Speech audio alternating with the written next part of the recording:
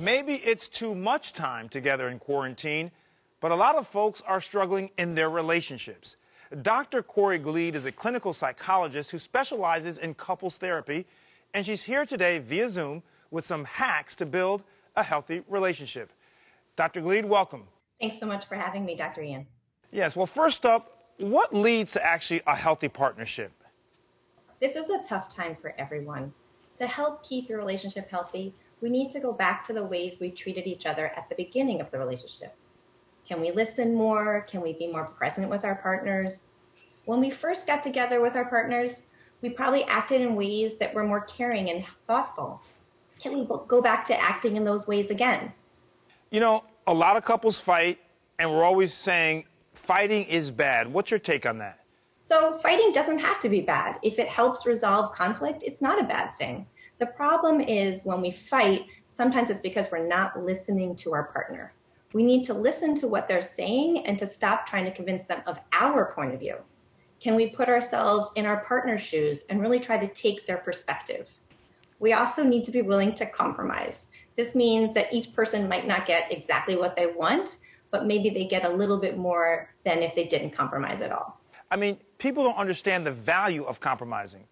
Well, I think unfortunately a lot of times people focus so much on what they're going to lose, and they get very stuck on that. And so again, it's so important to sit and listen to what the other person says.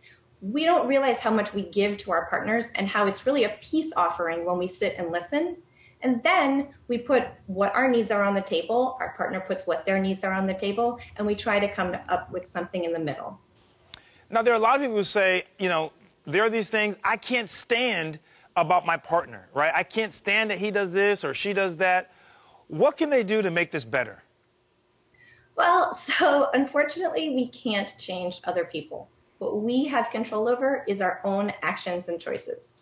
People really get stuck focusing on that their partner won't change, and this causes a lot of disappointment. So really what I suggest is letting go of this disappointment, because that can really ruin a relationship. Really trying to work on accepting that your partner might not change. This is actually more manageable than focusing on that disappointment. It sounds easy, but when you're in a relationship and you feel as though that your partner has things about them that if I could just get him or her to just do this, sometimes that approach is going to lead to all this disappointment because they're not going to do it. But if you can say, okay, listen, these are all the things good and bad. The good way outweighs the bad, which is why I'm with this person in the first place. Let me focus on that. Exactly. So the idea is we spend so much time being disappointed in what our partner won't do differently that we forget about the good. And so if we're willing to realize that, yes, we would only recommend staying in a relationship when the pros do outweigh the cons. And so you want to try to focus on the pros and really try to work on managing the fact that the cons are not going to change. Now, we talk about love, right, in a relationship. Is that really the most important thing?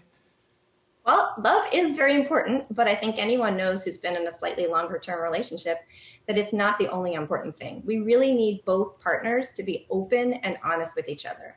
This also means being vulnerable. So you want to share with your partner how you really feel in an open and honest way. This shows your partner that you value them, and it's an amazing way to connect with your partner. Well, Dr. Glied, this is such great information. There's no doubt that quarantine is really putting a stress on relationships, understandably so, but hopefully these points will help a lot of people. Thank you. I hope so. Thanks so much.